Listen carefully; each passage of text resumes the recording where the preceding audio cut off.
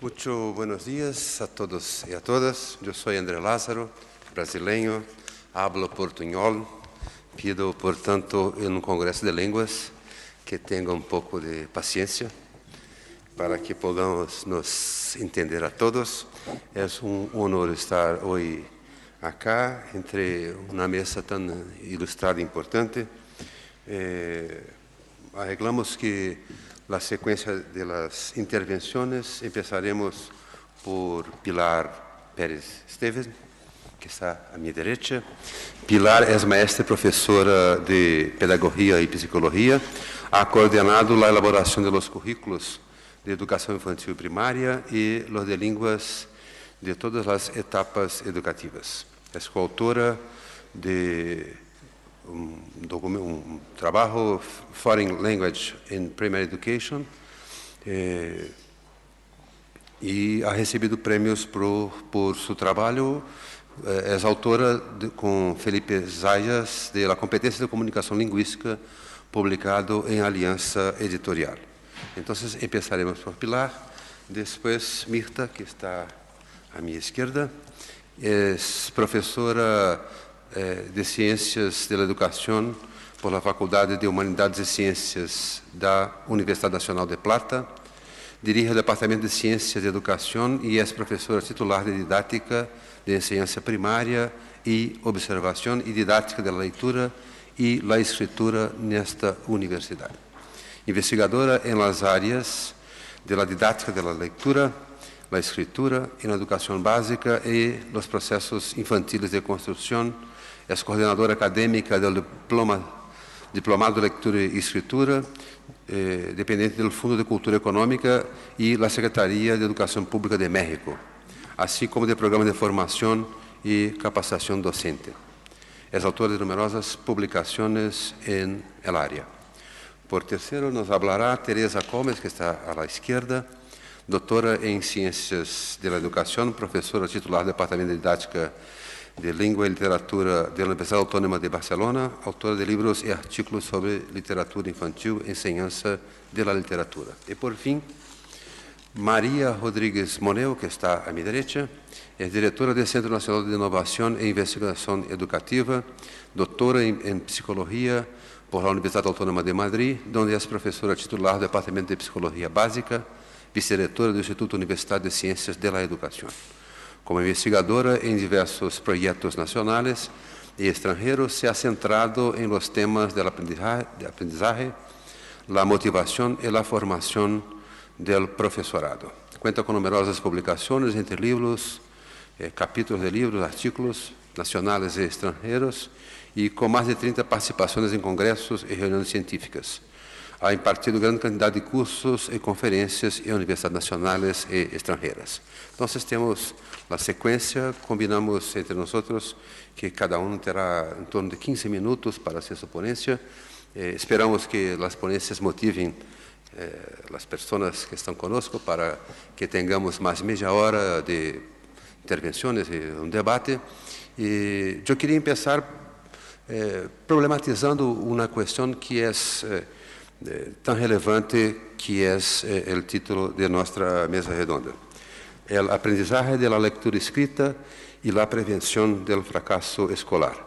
Alfabetização inicial, algo mais que as primeiras letras. Eu sou brasileiro, como ha dicho, e para nós, eu queria que todos os docentes de meu país estivessem acá hoje, porque estamos lidando com um desafio em Brasil de grande significação. O Brasil tem uma população muito grande, somos 194 milhões de pessoas. De estas, 41 milhões estão em escolas públicas, que diariamente recebem classes, têm livros, de um forte programa de livros que o Brasil tem. É um programa muito interessante porque os livros não são únicos, são os livros que as editoras fazem, incluso buenas editoras espanholas, hacen los libros, los profesores eligen sus libros en las escuelas y el gobierno los compra y los entrega en las escuelas para todos los alumnos. Hay algunos libros de consumo anual que o aluno lo utiliza e se queda com ele. E há alguns das séries mais adelantadas que prosseguem por 2 anos, de um aluno para outro aluno, quando há renovação. Pero o Brasil é um país onde passamos muito rapidamente da cultura oral para a cultura televisiva, se pode dizer assim. Muito rapidamente. A urbanização se ha hecho com uma velocidade extraordinária. Então, os niños que temos na escola, em grande parte, são niños de padres que não frequentaram as escolas ou, se lo hicieron, experimentaram um terrível fracasso escolar. Então, é uma situação muito desafiadora para nós, porque os mais viejos, e eu he trabalhado muito com educação de jovens e adultos, os mais viejos miram a escola e dizem: não é para mim, isto não é para mim. Eu não sei como fazer. Pero para meu filho, sim. Pero entendem que se o filho vai à escola, tem classes, comida, livros, pronto, aprendeu. Então, se os filhos não aprendem, volta o diagnóstico de la exclusão. Não é para eles. É muito difícil. Para que tenhamos uma ideia, em Brasil temos todavia 13 milhões de adultos de 15 anos ou mais analfabetos, que corresponde a 9,6% da população de 15 anos ou mais. Em las edades mais jovens está todo, a proporção é de 1,2, 1,3, é muito baixa. Pero dos 50 anos para adelante, chega a mais de 20% de analfabetos. E eu, quando trabalhava em Ministério da Educação do Brasil, falava aos secretários estaduais e municipais e dizia: esses são os padres, as madres, os abuelos de nossos niños que estão na escola. Não há o hábito de leitura no Brasil. Esta mesa me comove porque nós ponemos esse desafio: como criar um hábito de leitura em uma sociedade. ¿Sí?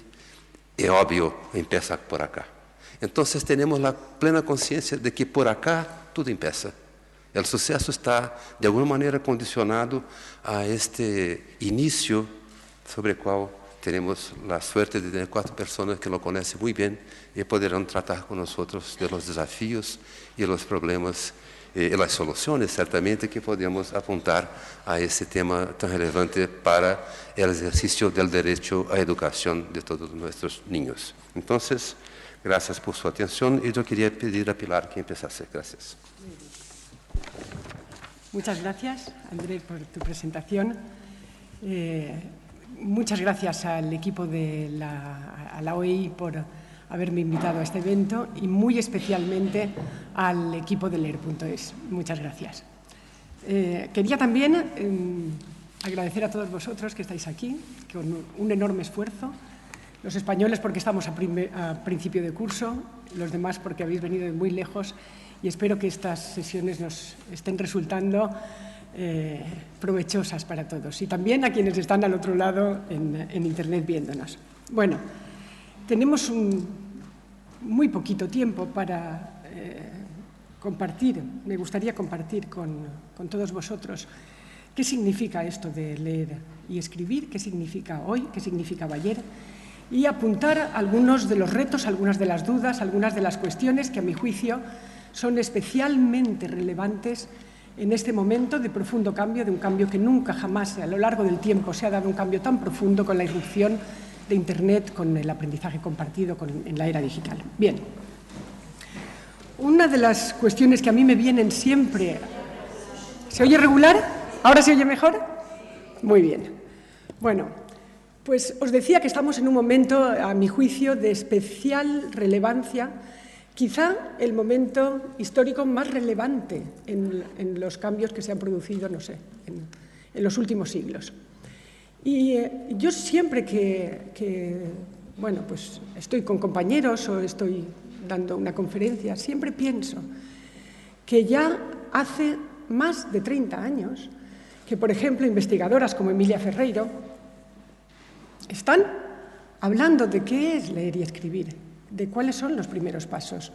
Que los niños, cuando llegan a una escuela, son seres pensantes, son seres que saben que el texto escrito, al menos el impreso, es un texto con cierta estabilidad, o con mucha estabilidad, que puedo volver a él tantas veces como quiera. Saben que la letra de mi nombre está en mi nombre y está en el nombre de muchas frutas, y también están las palabras que los niños dicen que no son nada porque no se pueden dibujar, como las preposiciones, por ejemplo. Y sabemos que con esas palabras yo puedo combinarlas de formas distintas para escribir una nota para ir al supermercado, para leer las normas de una biblioteca, también para leer una web.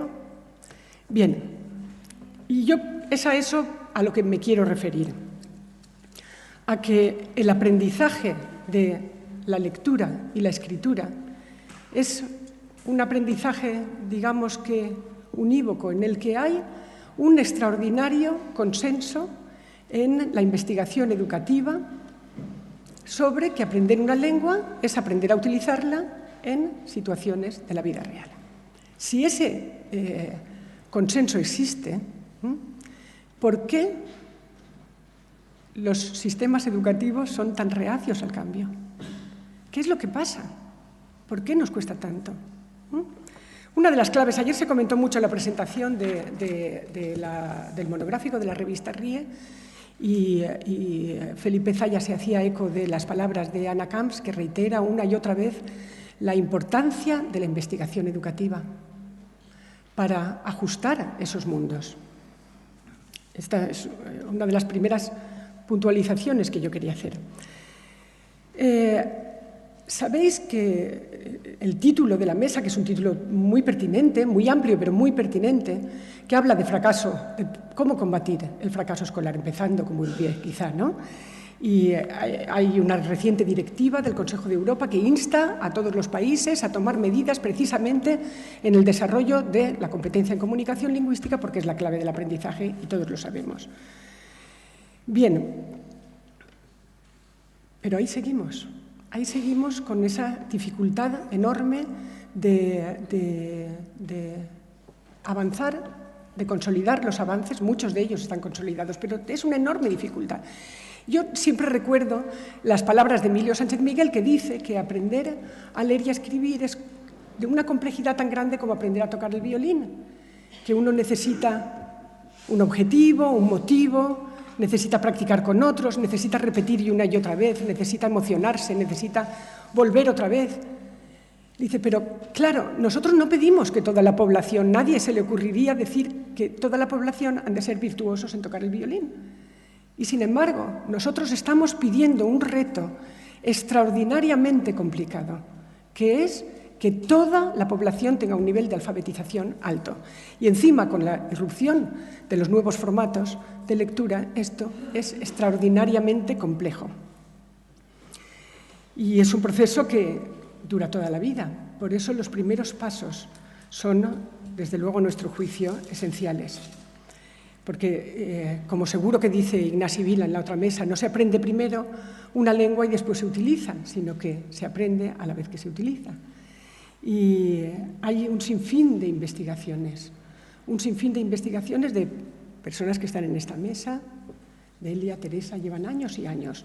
Anna Camps, que está aquí sentada, en fin, un sinfín de investigaciones y personas que iban a estar en este congreso, Delia Lerner y mi queridísima maestra y amiga Miriam Nemirovsky, que espero que la próxima nos volvamos a ver en nuevos proyectos, bien prontito.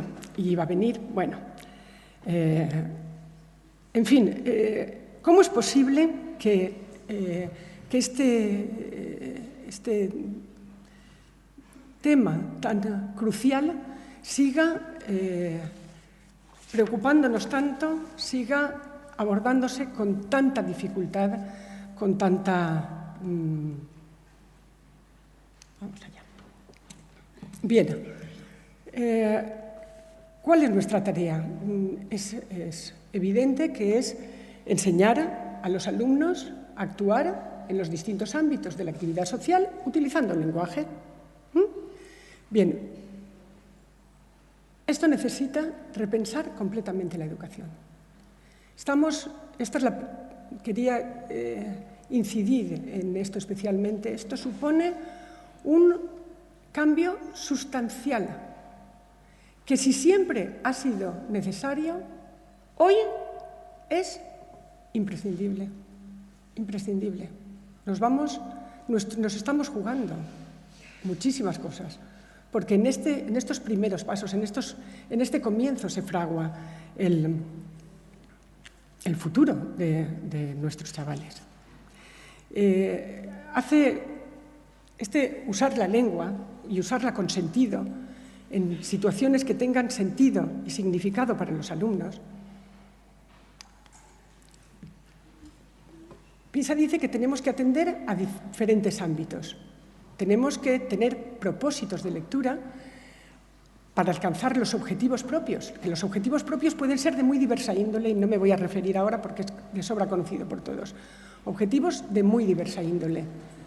Utilizamos la lengua para resolver esas demandas que tenemos cada día. Utilizamos la lengua para aprender, para desarrollar el conocimiento en todas las áreas, en todas las materias, en todos los formatos, en todos los soportes. Y utilizamos la lengua muy especialmente para participar en la sociedad.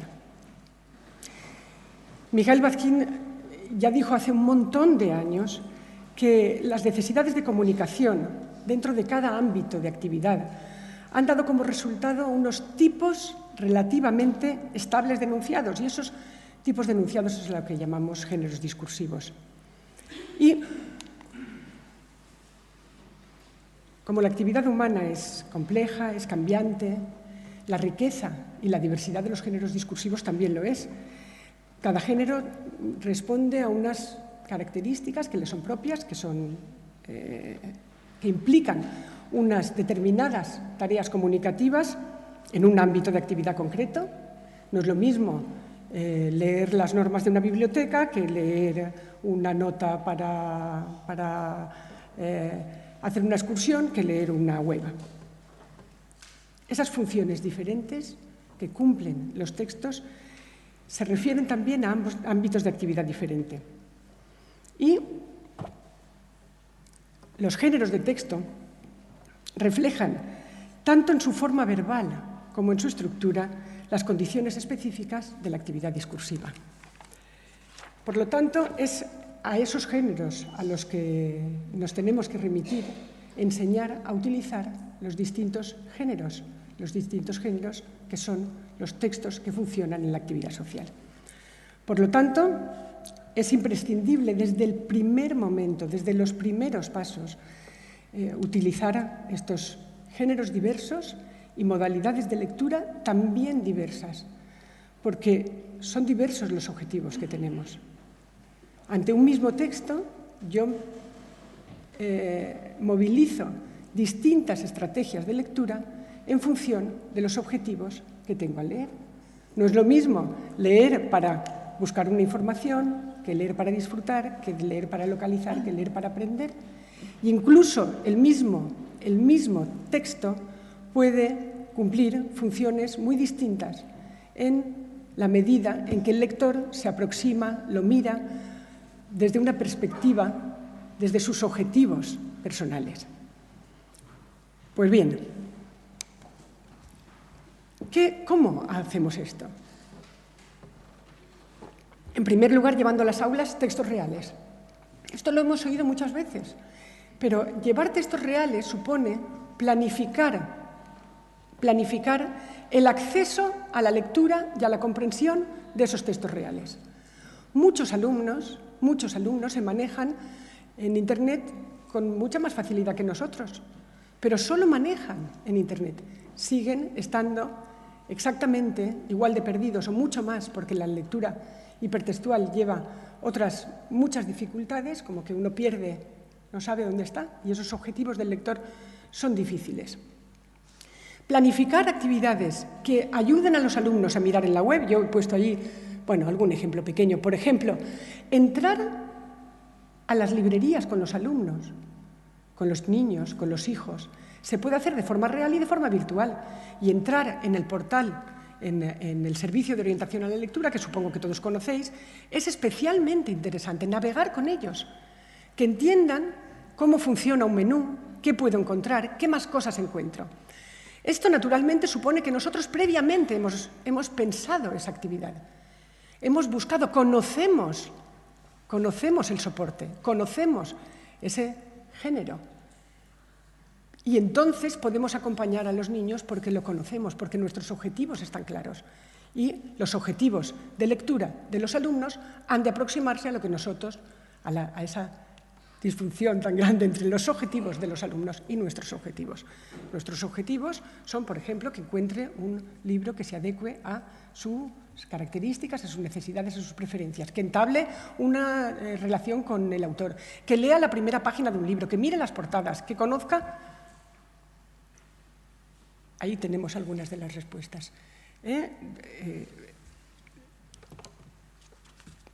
Bueno, bien. Muy brevemente, lecturas con sentido, tener un propósito, tener razones para leer. Y tener razones para leer supone tener un propósito. Vamos a ir muy rápidamente.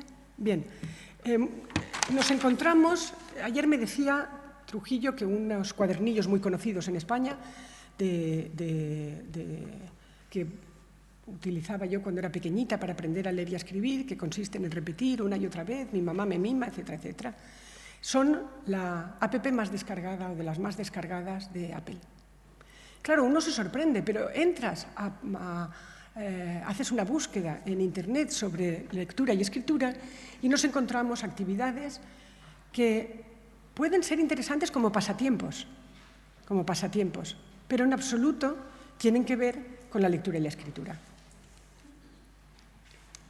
Bueno, aquí va a estar colgada ahora mismo muy pronto la ponencia, por lo tanto están todos los enlaces hechos y podéis verlo. Bueno, bien. Sin embargo, se están produciendo otras experiencias, otras formas de trabajar en la escuela 1.0 y en la escuela 2.0, ayer y hoy.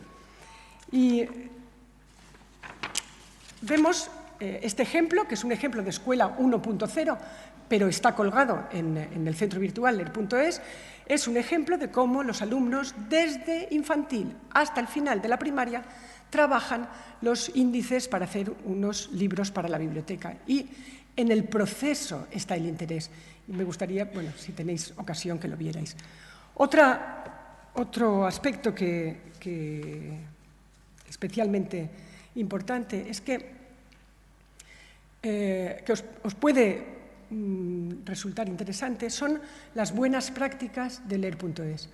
Leer.es viene dando unos premios que consisten en poner el acento en alguna práctica de aula que está utilizando la red para aprender, para compartir, para crecer, para escribir con otros. Ayer nos plantearon también una experiencia muy interesante.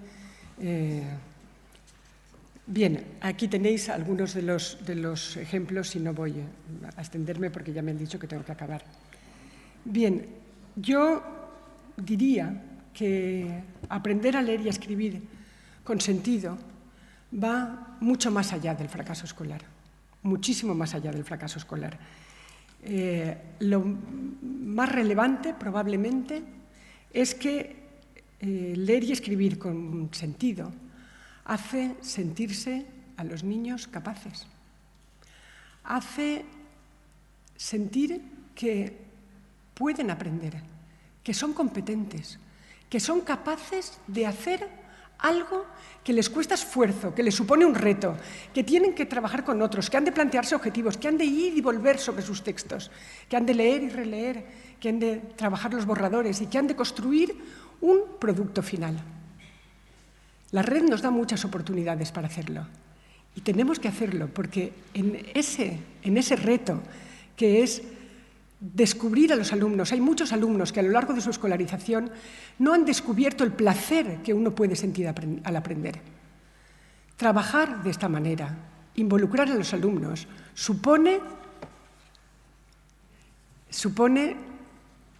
ayudarles a construir su futuro, pero sobre todo a construir su presente.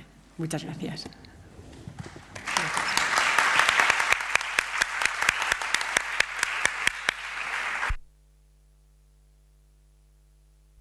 Muchísimas gracias, Pilar.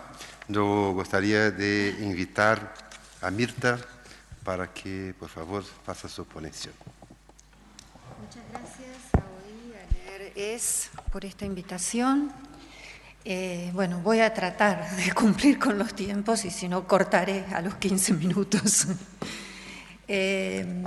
Lo primero que quisiera mencionar es que en los últimos 30 años, donde se ha producido la segunda revolución de la alfabetización, hemos pasado del concepto de fracaso entendido como fracaso del niño al concepto de fracaso entendido como fracaso de la escuela, y de allí hemos, desde la desnaturalización del concepto de fracaso escolar, nos hemos introducido, creo que en los últimos 10 años, en la especificación de las condiciones escolares a nivel institución y a nivel aula para generar la posibilidad de aprender a leer y escribir, las condiciones para el aprendizaje. Pareciera, como siempre parece en términos históricos, que nada cambia cuando lo miramos en los cortos tiempos de nuestras cortas vidas. Sin embargo, a muchos de nosotros creemos que algunas cosas están cambiando y mucho.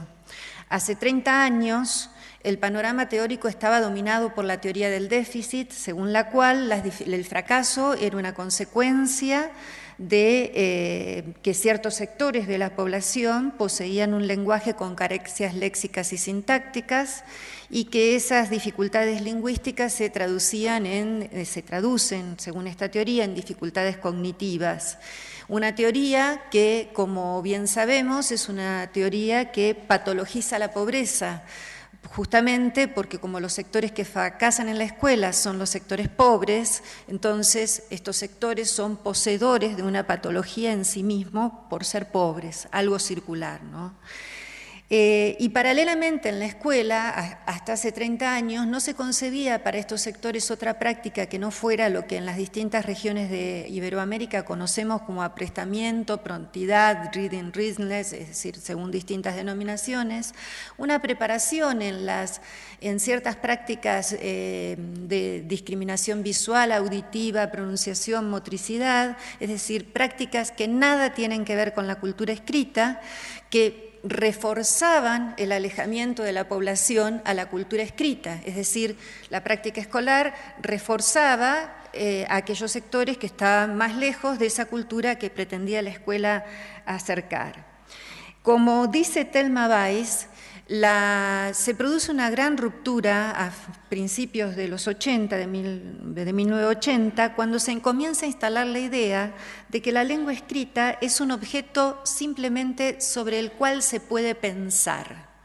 Y concomitantemente y de manera complementaria, también aparecen investigaciones de otro tipo sobre la historia de la escritura, de tal manera de la escritura como objeto y de las prácticas de lectura y de escritura, investigaciones históricas y sociológicas, de tal manera que el marco sociohistórico se empieza a transformar en un recurso indispensable para comprender el proceso de aprendizaje y para comprender la especificidad del objeto de enseñanza. No puedo extenderme en muchas citas que tenemos de aquella época, pero sí quiero mencionar que Emilia Ferreiro, como se ha mencionado en esta mesa, dice desde hace 30 años, escribe desde hace 30 años, que se pudieron superar así teorías que reducían al niño a un aparato fonatorio, auditivo y a las correspondencias y asociaciones oculomotrices. Y se empieza a sostener entonces que los chicos pueden aprender el objeto escritura a través de un esfuerzo por producir la misma escritura. ¿Qué quiere decir esto de un esfuerzo por producir la misma escritura? A diferencia de otras teorías que también existen actualmente en el campo, me refiero a la conciencia fonológica, en el constructivismo psicogenético se sostiene que existe una relación dialéctica y no lineal entre el análisis de las partes que componen la escritura, las palabras y las letras, y las partes que un sujeto es capaz de aislar en el continuo de la oralidad. Es decir, el análisis de la oralidad no es una condición previa para leer y escribir, como antes lo fue el desempeño audio-visomotor, sino que es la práctica de la escritura, al obligar a producir una cantidad precisa de marcas sucesivas para una emisión oral continua, la que provee ese nivel mínimo de reflexión sobre la lengua y la que provee un modelo de análisis de la oralidad que exigen refinamientos cada vez más precisos sobre esa oralidad. Cuando digo la escritura a la cual se puede acceder a través de la lectura y la escritura que se produce de mano propia. Me refiero al objeto con las dos prácticas con él asociadas. La conciencia sobre las partes del lenguaje, las palabras y los fonos, es un punto de llegada y reconoce una génesis que se construye en interacción con la escritura misma y no a expensas del análisis de la oralidad en sí misma. La nueva historia de la escritura y la investigación psicogenética convergen en la despatologización de las escrituras infantiles y paralelamente y en consecuencia convergen en la despatologización de la pobreza, ya que se comienza a comprender por qué aquellos que fracasan en la escuela de manera masiva, los sectores pobres, no son en absoluto diferentes a los que tienen éxito desde el punto de vista cognitivo. Así, acá sí me voy a permitir una cita un poco extensa de Ferreiro y Teberovsky, que me parece que tiene una importancia histórica porque es de 1981. Dicen: la distancia de información que separa a un grupo social de otro no puede ser atribuida a factores puramente cognitivos. La distancia disminuye cuando lo que está en juego es el razonamiento del niño. Acoto, para razonar todos somos iguales. Aumenta cuando se necesita contar con información precisa del medio. En efecto, el sistema de escritura tiene un modo de existencia social. Si bien no es necesario contar con información especial para aprender una actividad tan natural como la de marcar, dejar trazas sobre cualquier tipo de superficie, y aunque estas marcas estén lejos de constituir escrituras en sentido estricto, es imprescindible la información socialmente transmitida para conceptualizar acciones tan poco resultativas como leer. El niño que crece en un medio letrado está expuesto a la influencia de una serie de acciones. Y cuando decimos acciones en este contexto, queremos decir interacciones. Advierten también en aquel momento que esto no sucede por arte de magia, que los chicos no modifican sus formas de pensar sobre el objeto por arte de magia, sino que se requiere de ciertas condiciones para que esto suceda. Y de esto, desde hace 30 años, nos estamos ocupando los didactas, de pensar exactamente cuáles son esas condiciones que son necesarias en el contexto escolar para poder avanzar. Allí yo quisiera, no me voy a referir a las condiciones microdidácticas, sobre las cuales otras compañeras sí lo van a hacer en esta mesa y sobre las cuales además hay mucha bibliografía. Sí quiero referirme a algunas condiciones en el nivel de lo escolar, que son por las que más estamos preocupados en los últimos tiempos. Sabemos que cualquiera sea el origen social, los chicos pueden aprender a leer y escribir porque todos pueden pensar. Eso ya está demostrado. Enseñar a todos es, por lo tanto, un problema de justicia. Pero el problema es que justicia e igualdad no son necesariamente sinónimos de homogeneidad.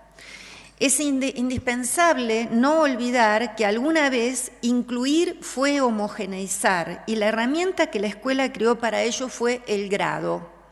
Un grupo de niños de la misma edad reunidos en el mismo salón alrededor de un mismo maestro, a quienes, porque se les enseñó lo mismo al mismo tiempo, se supuso que iban a aprender todos lo mismo al mismo tiempo. Esta es una idea empíricamente falsa que se construye a su vez en torno a una idea de normalidad, donde los normales quedan adentro y por fuera queda la desviación. Quienes no lo hacen, es decir, quienes no lo hacen al mismo tiempo y por lo tanto los que fracasan.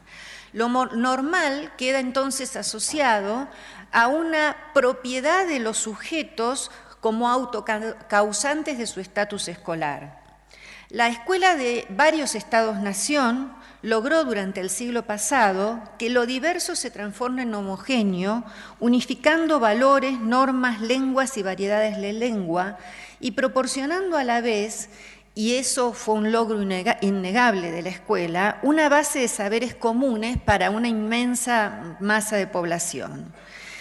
Para incluir en una única cultura a todos aquellos que consideró normales, la escuela fue exitosa, pero también a la vez expulsó lo distinto y dejó en el territorio de lo anormal a lo distinto. Un proyecto homogeneizante es por definición un proyecto normalizador, que pretende que todos sean iguales al precio de generar la idea de anormalidad y de fracaso. Es posible, por otro lado, un proyecto inclusivo, no homogeneizante, y en eso estamos. ¿Incluir en qué? En las diversas culturas y no solo en la dominante, es la primera diferencia sustantiva con la escuela que conocemos. ¿Incluir a quiénes? Hay una respuesta a en la respuesta a quiénes, una tendencia a simplificar en exceso. Bastaría con responder a todos los niños de todas las culturas. Pero esta respuesta, que es simple y casi obvia, soslaya un problema no menor que señala Boutier, que el valor de utilización del lenguaje no es el mismo en diferentes grupos sociales y que ese valor es reivindicado por diferentes grupos como factor de identidad y de diferenciación. ¿Tiene alguna relación esto con enseñar a leer y escribir? Nosotros creemos que sí lo tiene. Porque cuando se enseña a leer Caperucita Roja o se enseña a escribir una lista de mandados, también se enseñan esos gestos, esas concepciones, esas libertades y esas transgresiones que son posibles, necesarias o prohibidas en el contexto de las prácticas. Y la distancia de los alumnos con esas prácticas es heterogénea. Hace que su asimilación no sea idéntica, no resulte igual para todos y menos aún al mismo tiempo. Los rituales, los usos y las costumbres asociadas a las conductas lingüísticas se definen culturalmente, vinculados a necesidades, a intereses sociales y personales. Nuestros niños provienen de grupos con intereses y necesidades diferentes. No pueden entender lo mismo como punto de partida. Solo nos podemos proponer lograr algo en común como punto de llegada. Pero además además de la diferencia social, hay una diferencia evolutiva. Poseen saberes diferentes porque asimilan el mundo a sus esquemas, de donde devienen conceptualizaciones que en absoluto son transparentes para los adultos que no hayan sido advertidos sobre esa lógica propia. Una de las grandes dificultades por las cuales no podemos avanzar, como lo señalaba Pilar, es porque no es fácil entender el proceso de conceptualización de los chicos. Requiere mucho estudio y mucha formación, que todavía las instituciones de educación superior no se han dignado, permítanme la expresión, a tomar en serio. Los últimos 30 años de las teorías psicogenéticas sobre alfabetización dan cuenta de hasta qué punto las conceptualizaciones progresivas de los chicos son diferentes de aquellas de lo que de los adultos podemos llegar a imaginar. Voy a mencionar, porque supongo que ya me quedan 2 minutos, algunas cosas que creo que son indispensables. Es indispensable que pensemos en cómo sostenemos con sistematicidad y alternancia esas diversidades de prácticas que señalaba Pilar. Pero además es indispensable que pensemos cómo sostenemos dentro de esa diversidad de prácticas el análisis en las etapas iniciales sobre las partes que componen la escritura para tomar conciencia sobre las partes de la oralidad. Porque de lo contrario, lo que tenemos es una inmersión en los géneros donde no garantizamos que todos los chicos puedan comprender la lógica del sistema de escritura y por lo tanto no garantizamos que puedan leer y escribir por sí mismos. Solamente podríamos estar garantizando que entienden de qué se tratan las prácticas, pero no de qué se trata el sistema, que es el paso indispensable y complementario de esas prácticas. Necesitamos, un segundo reto es que nuestros maestros puedan, y nuestras escuelas fundamentalmente, puedan observar para hacerse cargo de las consecuencias de la enseñanza, puedan observar y estar seguros de que lo que están haciendo tiene una incidencia favorable sobre la mayoría de los alumnos y si es así, avanzar con todos y generar ayudas específicas para los que no estén avanzando junto a los otros, y si no están avanzando todos, modificar la marcha de la enseñanza. Todavía nuestros maestros, insisto en las condiciones de formación, no pueden hacerse cargo fácilmente de este desafío. Porque no están formados para eso, porque no nos hemos tomado en serio esa formación. Hay mucha más formación en servicio que formación inicial sobre esto. Y la otra cuestión sobre la que me parece indispensable mirar es desnaturalizar la estructura del grado. De ninguna manera estoy diciendo que pasemos una escuela no graduada porque me parece que sería tirar el agua con el bebé adentro. Lo que sabemos hacer es una escuela graduada, pero sí al menos abrir algunos espacios no graduados dentro de la estructura graduada. Empezar a intentar algunos espacios donde legitimemos que todos no van a ir al mismo tiempo, y todos es todos. No solamente los que provienen de sectores populares, los que provienen de sectores favorecidos tampoco van al mismo tiempo todos, y con todos los sectores de la cultura, si es que queremos enseñar todas las culturas y no solo la dominante. Voy a finalizar diciendo que la desnaturalización del fracaso, la desnaturalización de la idea de la normalidad, la desnaturalización de la idea de aula graduada como única forma de organización escolar, la despatologización de las diferencias sociales, lingüísticas y cognitivas, la toma de conciencia sobre la relación entre condiciones de enseñanza y posibilidades de aprendizaje son procesos de transformación indispensable que estamos viviendo en este momento y tal vez sentimos que no avanzamos porque los estamos transitando, pero que a su vez son indispensables si queremos pensar en sociedades más justas desde el punto de vista de la distribución del conocimiento. La justicia es impensable sin estados que hagan esta causa propia. Pero también es cierto que en la historia de la humanidad esto jamás ha sucedido por obra y gracia de un milagro o por obra y gracia de un Mesías que vino a redimirnos, sino que esto ha sucedido cuando existen colectivos con fuerza material y simbólica para transformar el devenir de los hechos.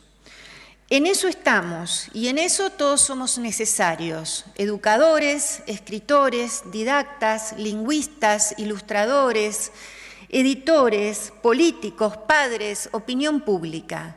Esa es la transformación de la escuela que yo creo que necesitamos y para esa transformación somos todos indispensables para que las escuelas dejen de ser lugares de selección, la etapa histórica que tenemos que terminar, y pasemos a la siguiente etapa, donde las escuelas, o lo que devenga en ser llamado esta institución, sean espacios gozosos de intercomunicación del conocimiento. Gracias.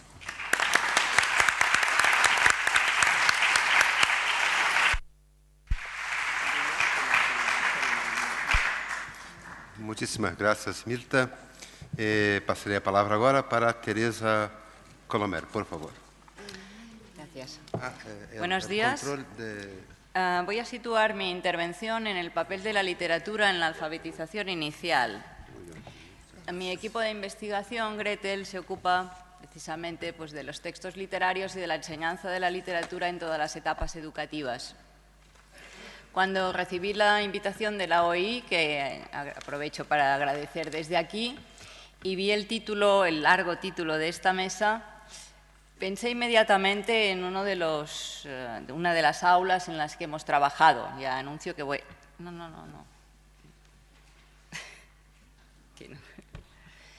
que voy a situarme en el nivel de aula y vamos a complementar un poco los enfoques de la mesa. En esta aula, Lara Reyes, una maestra, miembro de nuestro equipo, empezó a trabajar en una escuela enclavada en un barrio periférico, entre un torrente, una autopista, con un 30% de etnia gitana. Era una clase de tercer grado y los niños empezaban el curso sin saber apenas leer y escribir. Pero al final del curso, después de la intervención, su media de lectura era de 60 libros álbum por niño. El primer punto, pues, que quiero destacar es qué se hizo para dar este salto tan notable, esta recuperación de ese fracaso escolar en el inicio de la lectura y escritura. Y quiero destacar 3 aspectos que me parecen esenciales en esta intervención y que son generalizables a mi modo de entender. Se pidió ayuda a la literatura, dando prioridad al descubrimiento de los libros respecto de la mecánica lectora. Se convirtió el aula en un lugar afectivo de oralidad, escritura y lectura compartida alrededor de los libros. Y se promovió la implicación, la contaminación, podríamos decir, del entorno familiar. Vamos a ver un momento algo de estos 3 puntos, ¿no? Se pidió ayuda a la literatura. Se hizo porque creemos que la literatura tiene muchas ventajas para el aprendizaje del escrito.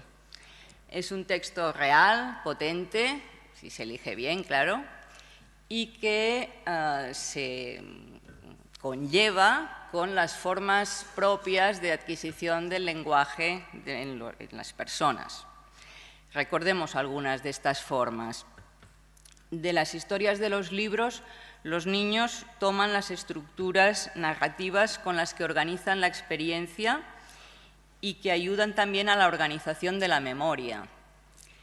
Del discurso de los textos adquieren léxico y unas escrituras propias del escrito y no de la conversación que han conocido hasta entonces, unas formas distintas, pero a través de formas con sentido que les permiten interiorizarlas y utilizarlas cuando empiezan a escribir, como la investigación sobre escritura descubre constantemente. Del discurso literario, que organiza deliberadamente las inferencias, más que ningún otro discurso, se aprende que tras las palabras hay otros sentidos, más sentidos, sentidos que hay que descubrir, que hay que desenmascarar, que hay que valorar, que hay que juzgar. De un texto monológico, sin diálogos y posibilidad de intervención, aprenden a imaginar solo con las palabras el significado, palabras resonando en el cerebro sin mayor apoyo que fuerzan a pensar, a organizar un sentido solo con las palabras. Y ya en la década de los 80, Gordon Wells señaló que ese era un factor decisivo en la adquisición del lenguaje escrito y en el éxito escolar, por consiguiente. Ese lenguaje literario, artístico, que no se desea transparente, conduce la atención del lector y de los niños que aprenden hacia el propio lenguaje, hacia los distintos niveles del lenguaje. Ello promueve la actividad metalingüística, metaliteraria, metaficcional, tan necesaria en ese aprendizaje del escrito.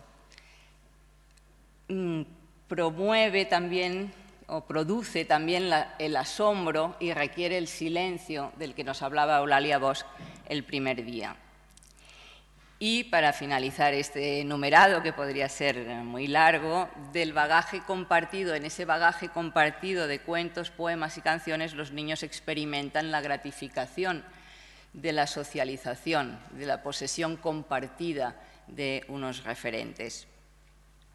En segundo lugar, hemos dicho, se impulsó una comunidad lectora a la que los niños quieren adscribirse, a la que quieren pertenecer, del mismo modo que Ana María Machado y sus 8 hermanos, creo que eran, querían pertenecer a ese mundo adulto, a ese mundo de sus padres, de sus abuelos, que leían libros incesantemente. Voy a pasar ahora sí unas imágenes en las que no puedo detenerme, pero solo para que haya unos flashes, unas imágenes sobre cómo se articuló la actividad para constituir esa comunidad de lectores que discuten libros juntos, que leen libros juntos. Aquí está leyendo la maestra y todos los niños. Detrás hay murales sobre las actividades literarias del aula. Se lee cada día. Los niños están, cada vez que leen un libro, lo dibujan un lomo con el nombre, lo ponen en su estantería.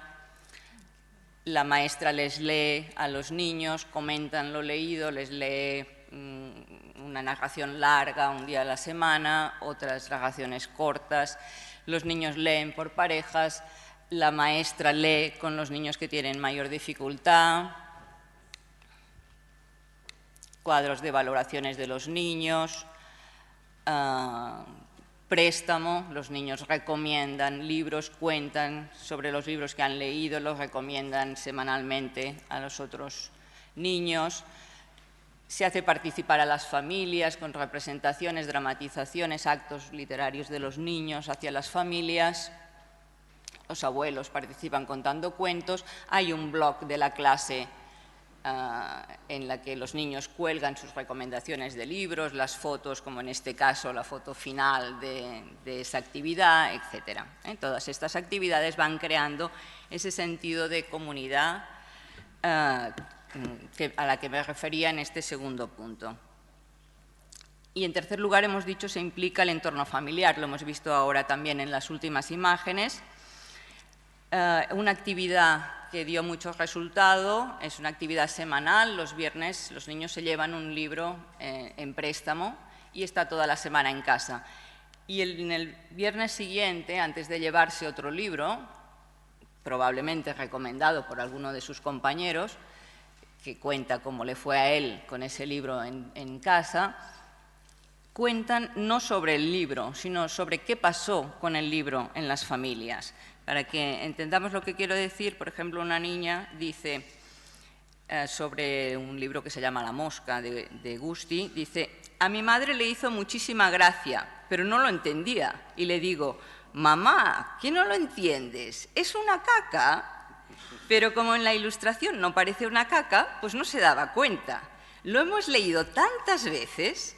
Bueno, a ese tipo de comentario me refiero, a qué ha pasado con el libro en la casa. Y el libro vuelve con un registro de lectura en el que la familia puede escribir algún comentario de qué ha pasado con el libro en la casa. Puede. Y a los niños les gusta que la familia escriba algún comentario sobre qué ha pasado en el libro en la casa. Ven, a partir de este conjunto de actividades de los que he destacado estos 3 puntos que me parecen muy esenciales, ser lector pasó a ser una de las señas de identidad de esos niños. Es casi lo primero que te decían cuando visitas la escuela, ¿no? Es que aquí leemos, aquí somos lectores, ¿no? Los libros, situaciones, personajes pasaron a formar parte de su modo de hablar, de la explicación sobre su propia vida, sobre cómo eran, de sus bromas, de sus alusiones. El segundo punto de mi intervención, el segundo punto que quiero destacar en relación al tema que nos ocupa, es el de la discusión, el de la discusión colectiva sobre los libros. Ha sido muy importante en este ejemplo del punto anterior. El comentario oral de libros es una de las actividades que ahora nosotros estamos investigando, dedicándole mayor atención. No se trata, está claro, que no se trata de leer o narrar y después hacer preguntas, no se trata de conversar agradablemente sobre lo que se ha leído sin más. Se trata de poner en marcha el lenguaje de los libros y el lenguaje de hablar sobre los libros por parte del maestro y de los niños. Creemos que esto es algo muy importante que permite entender mejor las obras, pero sobre todo sentirse experto y no ajeno a la cultura escrita. Tan expertos en ella que los niños del ejemplo anterior, al cabo de 2 años, montaron, por ejemplo, fingieron un programa de televisión sobre libros, un programa en el que algunos de ellos se investían de especialistas, de críticos literarios y analizaban el libro que recomendaban. Expertos en cultura escrita, no les da miedo la cultura escrita, es suya la cultura escrita, ¿no? La discusión se relaciona, evidentemente, en el comentario con la oralidad. Por ejemplo, en los niños de 6 años, analizados por Rosa Gil, que dejan de levantarse para tocar la pantalla en la que se proyecta el cuento, para señalar, para decir, y se esfuerzan en formar un lenguaje de otro tipo, explícito, que no necesita del gesto, de la imagen. Una discusión que repite el cuento 4 o 5 veces a petición de los niños que están interesados en debatir ese sentido. Niños de 6 años que en los menos lectores, en los que tienen más dificultad, vemos que acuden después a esos libros comentados porque los han hecho suyos, porque ahí se sienten cómodos, porque tienen claves ya para entender y esa es su entrada en el mundo escrito. En otros casos, la discusión se relaciona con la escritura. Por ejemplo, en la investigación de Vanessa Amat, los niños, después de discutir sobre los libros, niños de 7 años, en este caso, tienen que escribir su valoración del libro. Pero hay una dificultad inicial y un niño la cuenta. Dice, yo no sé qué decir y siempre digo que me gusta porque es de aventuras o que no me gusta porque no hay aventuras. Solo sé decir si hay aventuras. Así que a la discusión se añadieron pautas, se añadieron carteles colgados con inicios de frases, con conjuntos de aspectos a los que los niños pueden recurrir para hacer su escrito. Esa conversación y escritura se compagina con volver a los libros, releer los libros, tocarlos, buscar en los libros. Da tiempo para pensar y da ayuda para escribir sin el vacío de la página en blanco donde uno solo puede poner si hay aventuras. Hemos analizado cómo se construye la opinión de forma compartida, cómo se admite o se desestima lo que dicen unos y otros, cómo se construye colectivamente con las aportaciones de unos y otros. Hemos analizado en lo que se fijan. Hemos visto la frecuencia con la que aluden a otras lecturas, a otros libros, porque comparar es una forma de pensar, porque aludir a algo conocido es una forma de hacerse entender y los libros compartidos dan ese bagaje que permite pensar, que permite hacerse entender. Y el tercer y último aspecto, y muy corto, que me parece relevante señalar aquí en esta mesa, es ver los caminos que se avecinan. En todas las actividades de alfabetización inicial se produce siempre una tensión entre la enseñanza de la descodificación y la práctica de la cultura escrita. El desarrollo de las nuevas tecnologías van a incidir en este punto sin ninguna duda, porque establecen nuevas relaciones entre lectura, escritura y oralidad. Dictar al ordenador, escribir oyendo a la máquina, al ordenador, decirlo, pronunciar lo que uno está escribiendo, escribir con el teclado sin dominar aún la escritura manuscrita. Todas estas formas van a cambiar el acceso al escrito. También van a influir los textos que se leen, nuevos textos sociales que asocian el escrito con la imagen y con el sonido. Y todo ello seguro va a dar nuevos métodos que van a incidir en el aprendizaje de la descodificación sin ninguna duda. Este es un campo que va a renovarse muy rápidamente. Pero como conclusión lo que yo quería destacar es que unas y otras actividades y unos y otros ejercicios de este tipo último, de los que sean, no cambiarán, se inscribirán siempre en un marco que no cambiará, porque tiene siempre dos condiciones. Una es construir un aula donde se lea y se escriba, como ya definió Carney hace décadas, y que ahora podemos ampliar a decir construir no solo un aula, sino una continuidad virtual con otras comunidades, una continuidad con el entorno familiar, con la participación de instituciones, esa permeabilidad que se ha producido. Y la otra condición es la atención individualizada de un maestro que estimula, gratifica y sostiene a cada niño. No parece un anuncio muy espectacular, lo confieso, pero la noticia es que sabemos hacer esto cada vez mejor porque podemos describir y analizar las actividades y maneras concretas de hacer que esto funcione. Es decir, que sabemos más de lo que realmente ocurre para que los niños se apropien con éxito del escrito. Y eso sí que me parece alentador para nuestra tarea. Muchas gracias.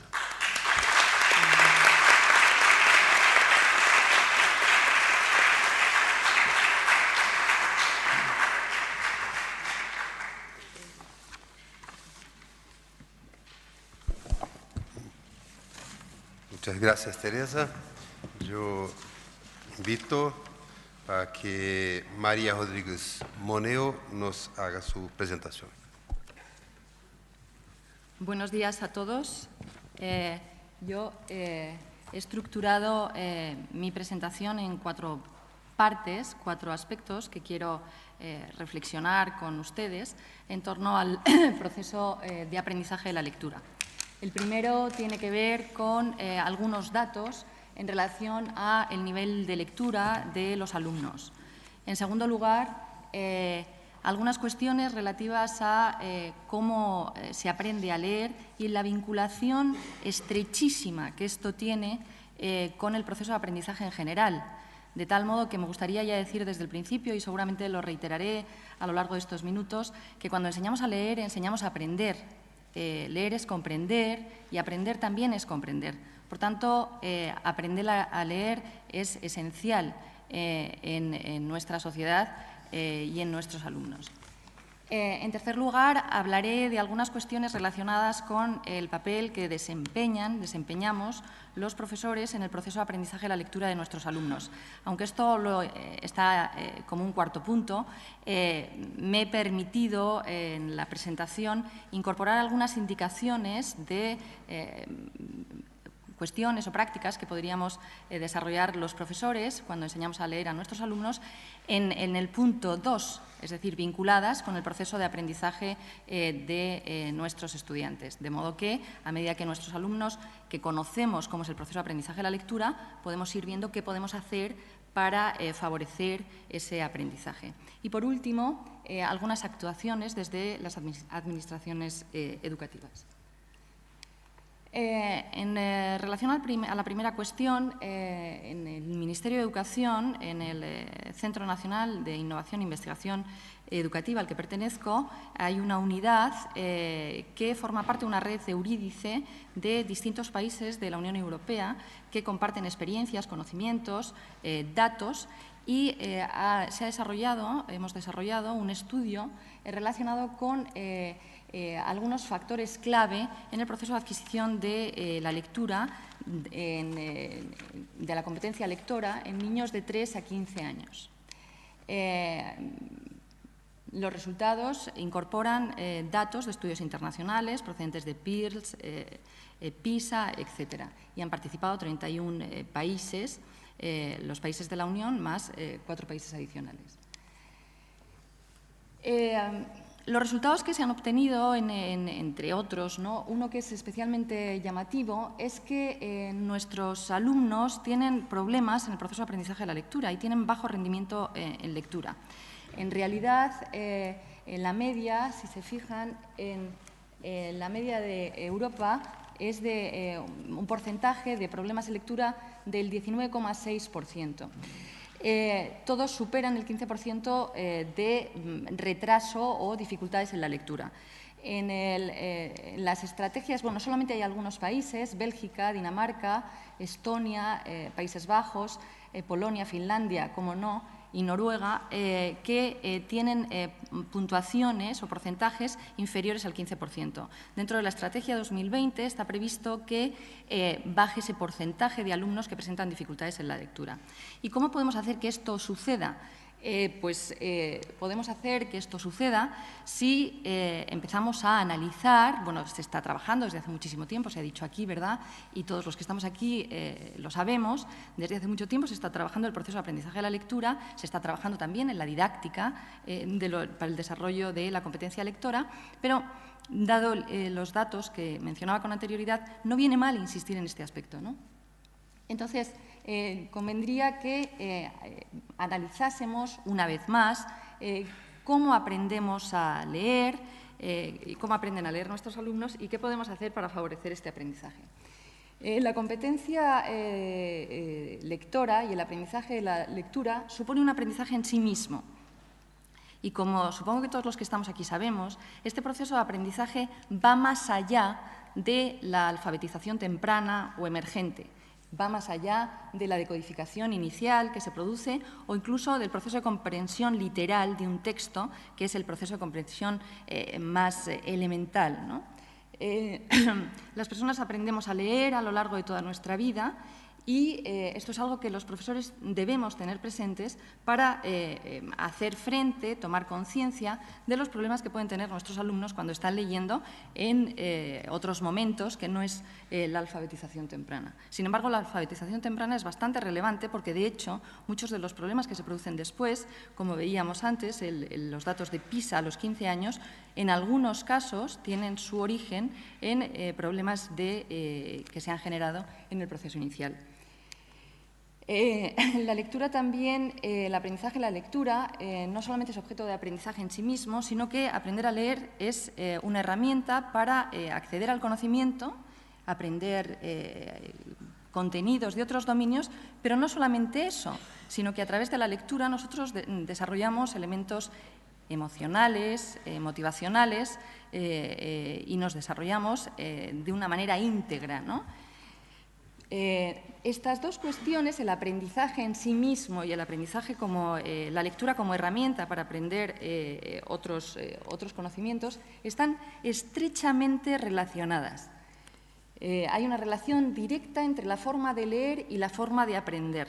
Y esto es algo que tenemos que tener bien presente a lo largo de todos los niveles educativos.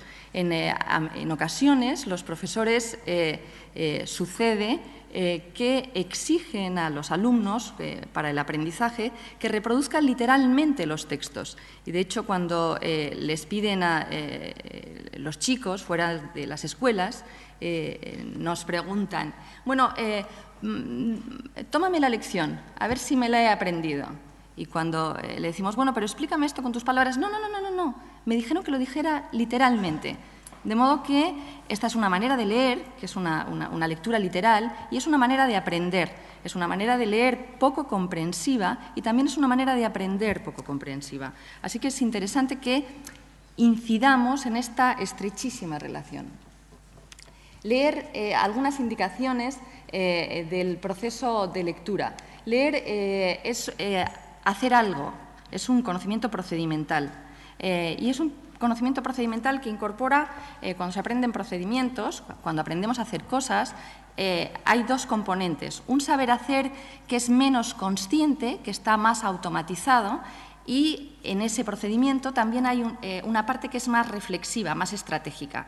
De modo que en la lectura, como en otros saberes procedimentales, hay un conocimiento más técnico, más automático, y hay un conocimiento más estratégico, más consciente.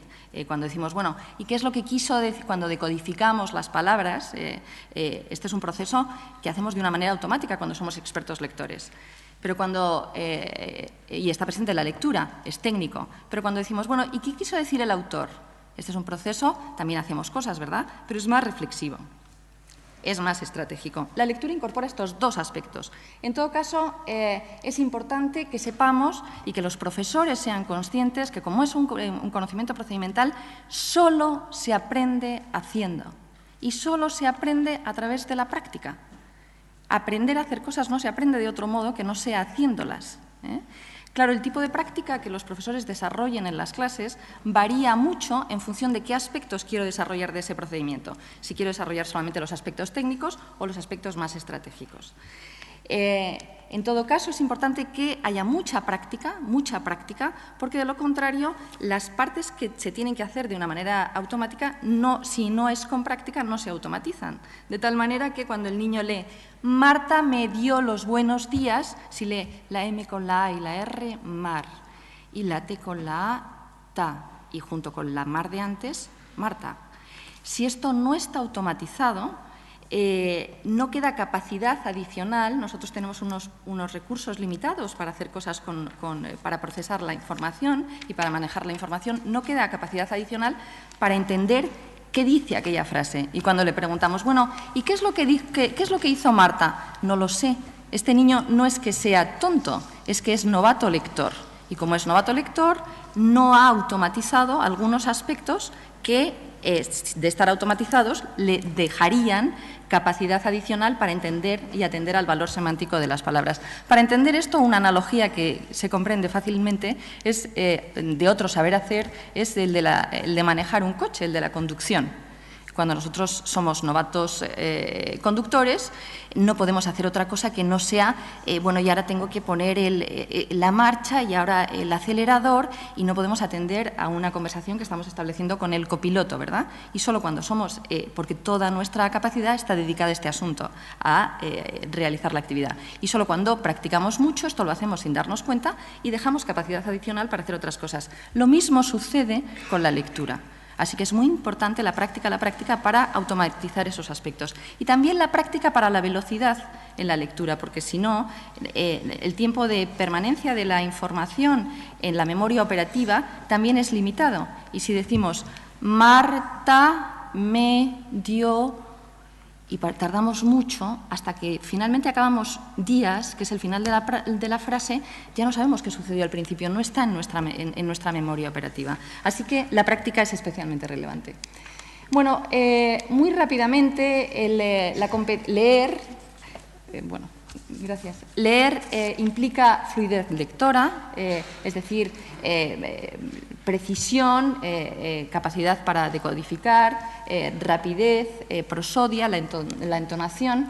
Leer también implica comprensión lectora que tiene distintos niveles, como ustedes saben, una comprensión más literal, lo que dice explícitamente el texto, más inferencial, se ha dicho aquí, más crítica. Por ejemplo, estas cuestiones que se señalaban con anterioridad de las comunidades lectoras favorecen la lectura crítica y favorecen también la competencia lectora, ¿no? El hecho de participar en una comunidad de lectores, compartir significados comunes, el placer por la lectura, etcétera. Los profesores podemos incidir en todos estos aspectos, y en lo que se refiere a la fluidez lectora, podemos trabajar en la parte de precisión, trabajando en actividades de conciencia fonológica, de percepción de patrones gráficos, de práctica, mucha práctica, ¿verdad? Por lo que decíamos antes. En lo que se refiere a la velocidad o la rapidez, práctica para adquirir velocidad, y la prosodia también, a través de distintas actividades que se pueden plantear en clase. Por ejemplo, prosodia, aprendizaje por modelado, ¿no? Que lea la profesora, que lean otros compañeros, etc. El trabajo en grupo, comunidades lectoras, es especialmente importante. La comprensión lectora. La comprensión lectora, que es comprensión del discurso escrito, pero también es comprensión del discurso oral. Las estrategias que se desarrollan cuando comprendemos, lo decía al principio, un texto, no son ajenas a estrategias que se desarrollan cuando aprendemos. Nosotros lo que hacemos es que unimos palabras en frases, frases en estructuras con significado coherentes, estos como bloques o partes de estructuras con significado coherentes a través de enlaces nos van permitiendo tener una visión global de lo que es un texto, ¿no? Y es un proceso de construcción de significado, construcción del discurso escrito. Y los profesores, las prácticas en las escuelas, también pueden incidir en cada una de estas partes. Aquí están especificadas, las presentaciones se colgarán posteriormente en la web, de modo que no me detendré mucho en una descripción de cada una de ellas, solamente indicar que hay tres aspectos que son fundamentales, y es que tenemos que procurar que nuestros alumnos relacionen lo que leen con lo que saben, incidir en eso, que nuestros alumnos hagan inferencias, que se hagan preguntas constantemente, y que nuestros alumnos procurar que tengan un proceso de control de la comprensión del texto. Y estas estrategias indicadas en el margen derecho de la diapositiva, primero se las enseñaremos nosotros y las regularemos nosotros desde fuera, pero llegará un momento que se interioricen y las regule el propio alumno. Aquí hay algunas estrategias que se indicaban con anterioridad. Me gustaría 2 segundos señalar que además podemos potenciar la motivación por la lectura y podemos desarrollar algunas actividades en las escuelas para favorecer la motivación por la lectura, y entre ellas generar la necesidad de leer. Del mismo modo que cuando estamos enseñando física, química, matemáticas, tenemos que generar la necesidad de aquello que enseñamos, en la lectura también generar la necesidad, dar la posibilidad de elegir textos, ¿no? Por ejemplo, se han contado aquí algunas experiencias en las que los alumnos pueden elegir distintos textos. La capacidad de elegir, cuando a uno no le imponen, sino que elige, eso favorece la motivación de las personas. Tener resultados positivos de lo que uno hace también y, finalmente, ajustar la dificultad de los textos. Para acabar, decir, bueno, solamente en Europa hay algunas actividades, en este estudio los distintos países trabajan en algunas estrategias. Parece que sacar conclusiones y resumir un texto es lo más frecuente.